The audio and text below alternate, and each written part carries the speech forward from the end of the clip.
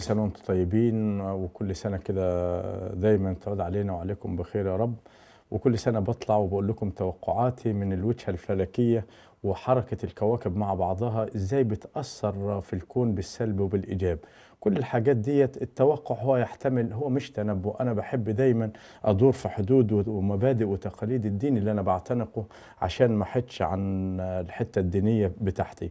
فاحنا بنقول عليه التوقع. التوقعات ممكن تصدق وممكن ما تصدقش، وعندي توقعات كتيرة جدا صدقت، وعندي توقعات كتيرة جدا فشلت، وما بكونش زعلان ولا حاجة، بالعكس. هي دي الطبيعة البشرية، ان الواحد بشر لازما ما احناش آلهة، ومحدش يقدر يجيب الحاجات اللي هي الغيبية. ده شيء صعب جدا، ولكن هي كلها اجتهادات. فربنا كده يوفقني وتكون اجتهاداتي وتوقعاتي للسنة الجديدة تكون سليمة إن شاء الله بنسبة كبيرة جدا. لو جابت حتى 50% تبقى نسبة أنا أكون راضى عنها وسعيد جدا. وربنا يبعد عننا وعن مصر بإذن الله السوء، ودايما يخلي مصر في سعادة وفي تغيير وفي تجديد، اللي هي السنة الجديدة اللي احنا هنبدأ بيها، سنة برج الدلو. واحنا عارفين إن السنة اللي فاتت كانت سنة صعبة جدا جدا جدا.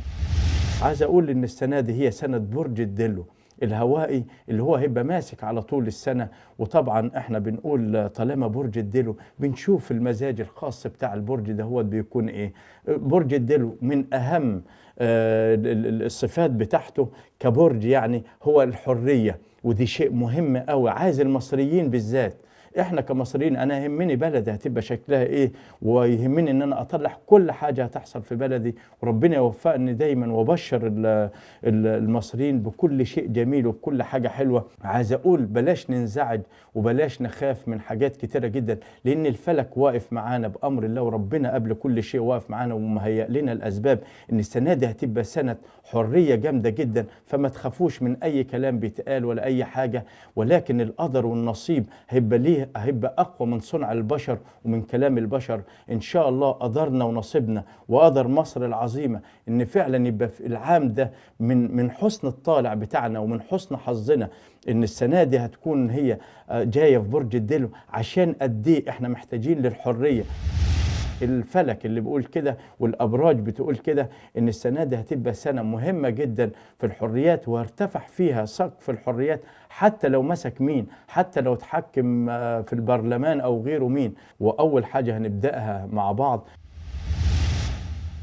التوقعات العامة على مستوى الرئاسة في مصر، والانتخابات في الرئاسة في مصر هيبقى شكلها ايه، والناس قلقانة ويا ترى مين اللي هيروح ويا ترى مين اللي هيجي، والبرلمان ومين اللي والاسلاميين هم اللي ماسكين وغيره وغيره وغيره.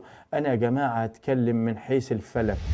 عايز اقول مثلا دكتور محمد البرادعي ممكن اكون بحبه واكون اتمنى ان هو يمسك وكده، ولكن عايز اقول ان السنه دي مع البرادعي سنه مش عمره ما هيكون رئيس لجمهوريه مصر العربيه. الرئيس القادم مش هو محمد البرادعي، مش هو اللي ظاهر، مش باين حتى في الهيئة الفلكية بتاعته ان في شيء مميز وشيء قوي هيحصل له، وهيكون يمسك المنصب الرفيع، المنصب الحساس ده. هو اللي انا عن نفسي انا ماليش دعوه معترض ولا مش معترض انه يكون، ولكن هو مش هيكون رئيس. رغم ان عايز اقول ان هو برج الجوزاء، وبرج الجوزاء عنده حظوظ كبيرة جدا. يمكن يكون عنده حظوظ في حاجات كتيرة جدا في حياته الشخصية، في حياته العملية. لو عنده شغل خاص أو كده هتبقى الحياة فيها، لكن الموقع ده بالذات مش منور عنده. ده على ما بتقول علم الفلك والأبراج برضه. عندنا الأستاذ حمدين صباحي، وهو نفس كمان البرج بتاع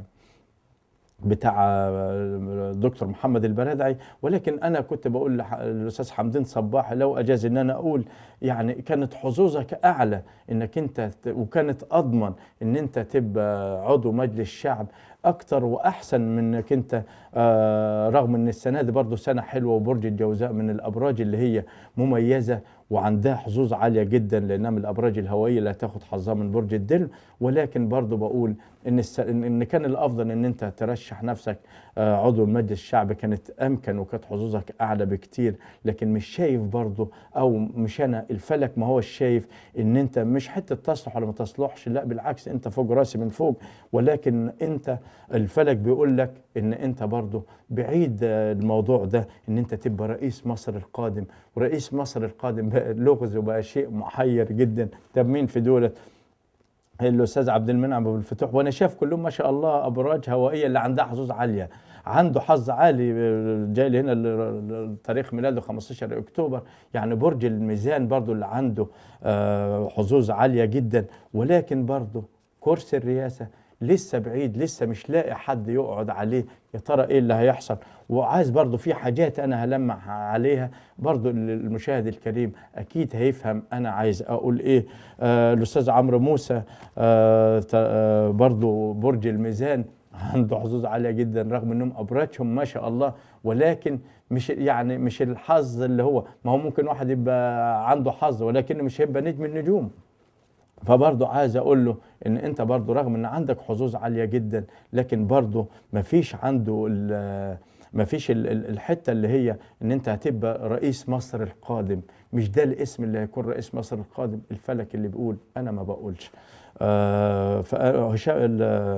المستشار هشام البسطويسي برضه 23 مايو برضه برج الجوزاء كتير قوي وجامدين قوي. ولكن برضه حظوظهم عاليه جدا. يمكن على المستوى الاسري يكون المستشار هشام البسطويسي سعيد ومبسوط والحياه العمليه تبقى عنده سعيده وجميله جدا. ولكن الكرسي بتاع الرئاسه لسه برضه بعيد، مش لاقيين له حل. على ما الفلك ما بيقولوا، التوقعات بتقول ليه خلفيه عسكريه هو اللي هيكون الأقرب لكرسي الرئاسة. وربنا يوفق يا رب اللي يتولى قيادة مصر، الدولة الكبيرة، الدولة العظيمة، وكلنا طبعا هنكون وراه وكلنا هنشجعه. عايز أقول كمان حاجة حلوة، الناس برضو اللي عمالة تتشائم وتقول، أقول لهم برضو هم بيقولوا إيه؟ بيتشائموا بيقولوا إن ما فيش تغيير وما فيش انتخابات رئاسة وما فيش وما فيش وما فيش وما فيش. طب الفلك يا ترى بيقول إيه؟ أنا قلت الفلك بيقول إن في تغيير وفي تجديد. إذا إن فعلا هيبقى في تغيير. احنا دلوقتي ما فيش رئيس، اذا ان في تجديد، ان هيبقى فيه رئيس جديد ان شاء الله. الفلك بيقول كده ان فعلا هتتسلم السلطة لحد تاني بعيد عن المجلس العسكري. انا بقول ان البرلمان ده مش هيعدي عليه السنة دي وهينحل البرلمان ده.